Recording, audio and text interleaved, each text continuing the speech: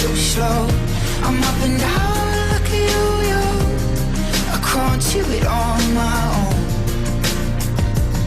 And I've tried and I can't pull the sword from the stone. Michael, how are you? How is lockdown? Yeah, all right. It's been a big old change since I was last in your neck of the woods. Yeah, it's been a crazy year, hasn't it? But when were you last year?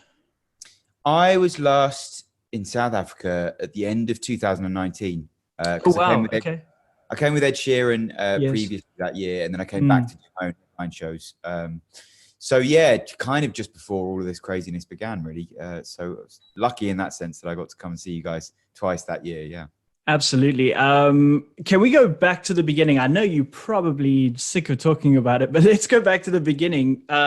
Sort of where you got into music, and then that obviously leading to Let Her Go, which was huge.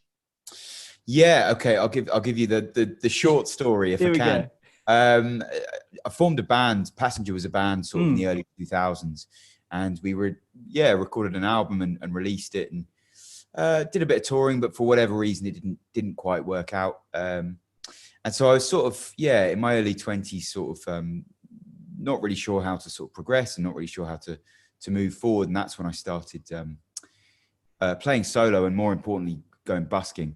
So I started busking around the UK, and I sort of fell in love with busking and ended up sort of busking around the world, mainly in Australia and the UK over the next 5 years. And then very lucky to call Ed Sheeran, a good friend of mine, and I went on tour with him. Let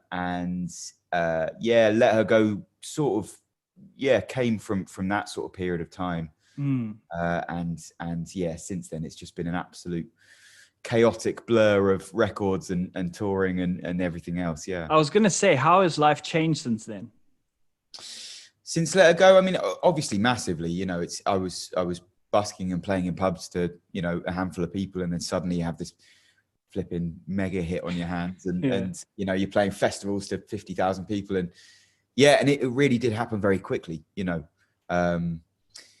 So yes, I mean, since then it's calmed down a little bit, and I feel like hopefully now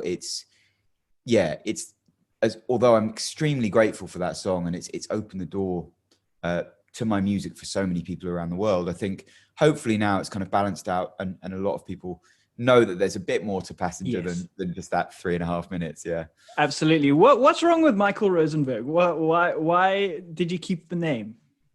Nothing's wrong with Michael Rosenberg at all. I remember when the band broke up and I was kind of, you know, going solo, and I remembered considering, you know, do I keep Passenger or do I just kind of stick with my given name? And I think we had a small fan base then, so I wanted to keep hold of those people. I didn't want to confuse anyone. But also I just kind of felt like there's so many male singer-songwriters out there in the world using their given names. And I think Passenger just seemed to just set it aside, set it apart slightly, give it a bit of mystique, a bit of ambiguity. So I kept it, and I'm really glad I did, because I think over the years I've sort of really grown into the name. You know? Absolutely. I think sort of Panic at the Disco must have taken a little bit of a cue from you. Yeah, there's a similar situation there. Yeah, absolutely. And like Iron and Wine, and there's a few people over the years who have done a similar thing, I think.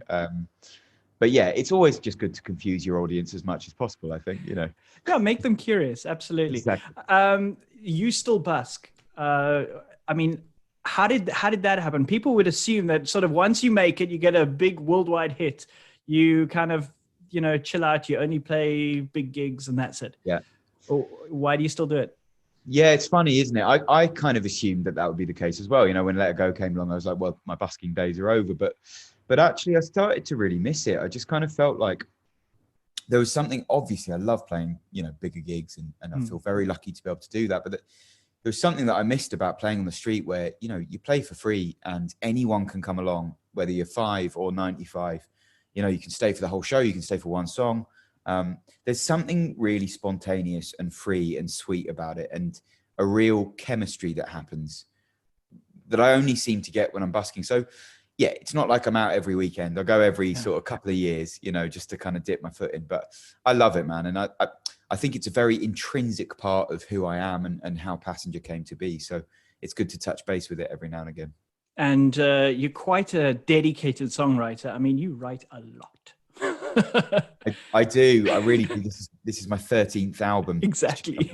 Yeah, it's mad. I mean, I think I've always just been able to write anywhere I am. I think that's the key to it. I think a lot of songwriter friends of mine sort of they have to do everything separately. So they write an album, they have to kind of go away and do that.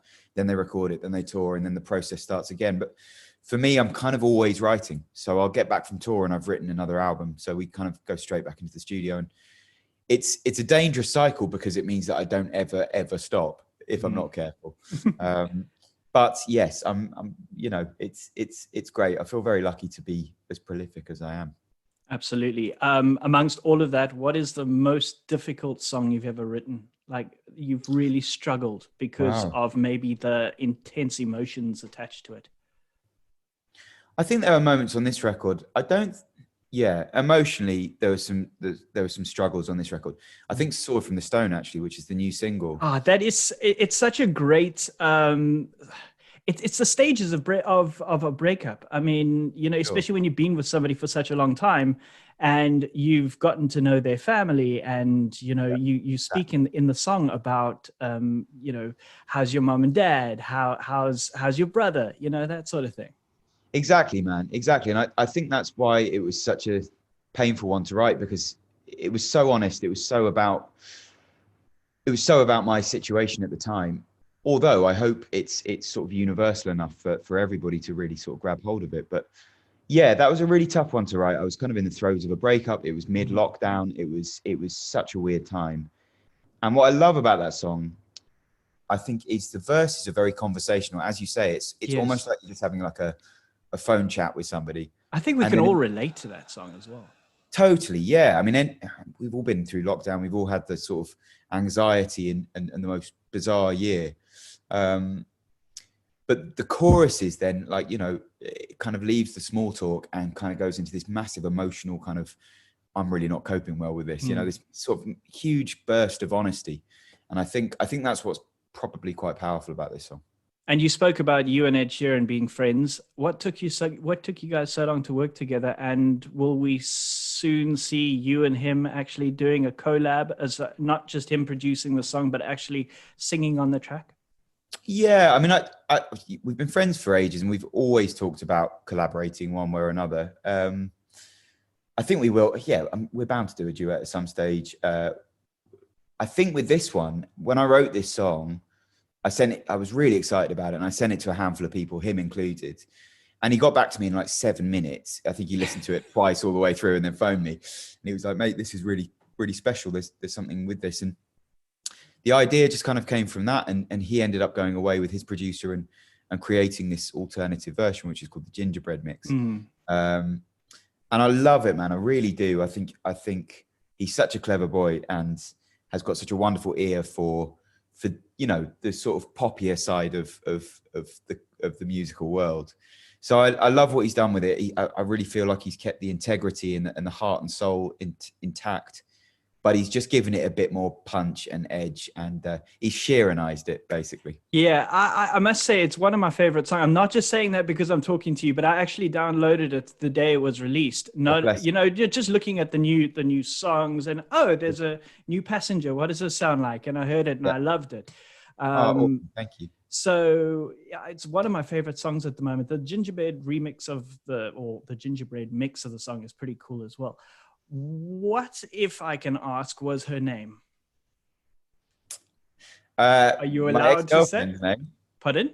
My ex-girlfriend? Yes. I'd rather not. Okay, all right. Okay. Yeah. Okay. It's not Susanna. Hey? It's not Susanna. No, Susanna is a very different person. That's another song on the album, Susanna. Yes. More about what I love about Susanna is I think it's a character that we've all come across in our lives. She's that sort of slightly older woman who sits in the same stool in the same bar, drinking the same drink every night. And she never says anything. She just kind of stares off into the distance. And I loved getting inside her head to write her story. Yeah. Absolutely. You do that a lot in your writing as well. Characters.